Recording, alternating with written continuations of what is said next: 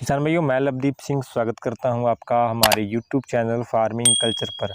तो आज की इस वीडियो में किसान भाइयों हम बात करेंगे गन्ने में लगने वाले थ्रिप्स रोग की लक्षणों के बारे में और इसकी रोकथाम जो है हमारे किसान भाई किस तरीके से कर सकते हैं, इसी के बारे में आज की इस वीडियो में हम आपको जानकारी देंगे। किसान भाइयों, इस समय गन्ने की फसल में क्या देखने को मिल रहा है कि गन्ने की जो ऊपर की गोब है वो जो है किसान भाई वो पीली पड़ रही है और ऊपर से जो गोब है वो जो पत्तियां हैं वो सिकुड़ सी रही हैं, वो गोलनुमा सी बन रही हैं और गन्ने की जो ग्रोथ है किसान भाइयों वो रुकी रुकी सी मालूम पड़ रही है। आप देख पाएंगे जैसे कि वीडियो में यहाँ पे देखने को मिल रहा है कि गन्ने की जो ऊपर की पत्तियां हैं, जो गोब है मेन, वो किसान भाइयों पीली हो चुकी है और उसकी जो हरियाली थी, उसमें जो हरापन था वो बिल्कुल ही गायब हो चुका है और पत्तियां जो है बिल्कुल पीली पड़ गई हैं। गन्ने की ग्रोथ जो है वो बिल्कुल ही रुक गई है, क्योंकि जो मेन गोब थी, जो मेन ग्रोथ वाली जो पत्तियां थी, वो जो हैं उसमें जो है कोई रोग आ गया है। और ये जो रोग है किसान भाई वो थ्रिप्स रोग है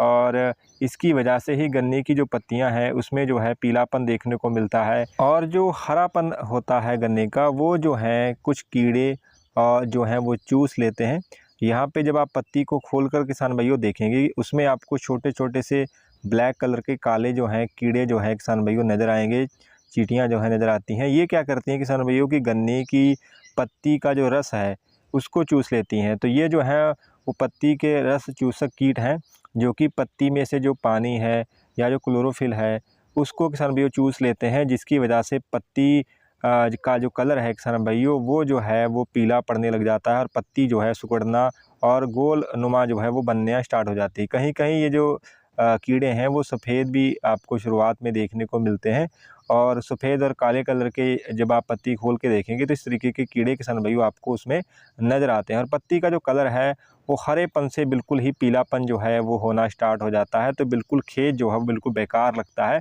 गन्ने की जो ग्रोथ है वो बिल्कुल रुकी रुकी सी मालूम पड़ती है और गन्ने का जो हरापन था वो बिल्कुल ही वो गायब सा हुआ नज़र आता है। तो इसकी रोकथाम किसान भाइयों करना बहुत ही आवश्यक है, क्योंकि अगर आप इसकी रोकथाम समय पर नहीं करते हैं तो ये आपके गन्ने की पैदावार पे भी कहीं किसान भाइयों कहीं ना कहीं काफ़ी ज़्यादा असर जो है करती है, क्योंकि ये गन्ने की जो ग्रोथ है उसको बिल्कुल ही रोक देती है,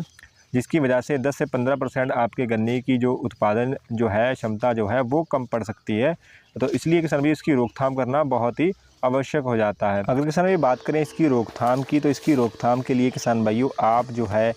इमिडाक्लोप्रिड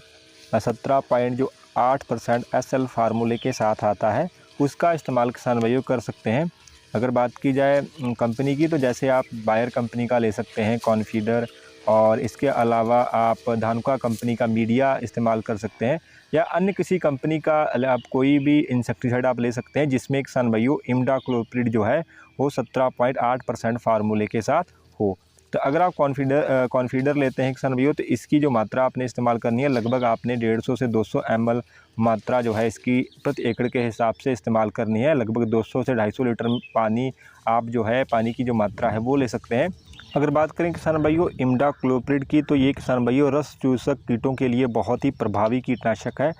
और अगर इसका इस्तेमाल आप किसान भाइयों थ्रिप्स रोग की रोकथाम के लिए गन्ने की फसल में अगर करते हैं तो बहुत ही ज़बरदस्त किसान भाइयों इसके रिजल्ट आपको देखने को मिलेंगे, क्योंकि जो रस कीट चूसक जो कीट हैं या कीड़े हैं उनकी रोकथाम के लिए किसान भाइयों ये बहुत ही अच्छा स्पेशली जो है बनाया गया एक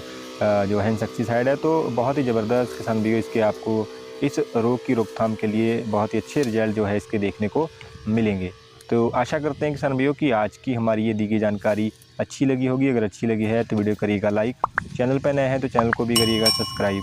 धन्यवाद किसान भाइयों।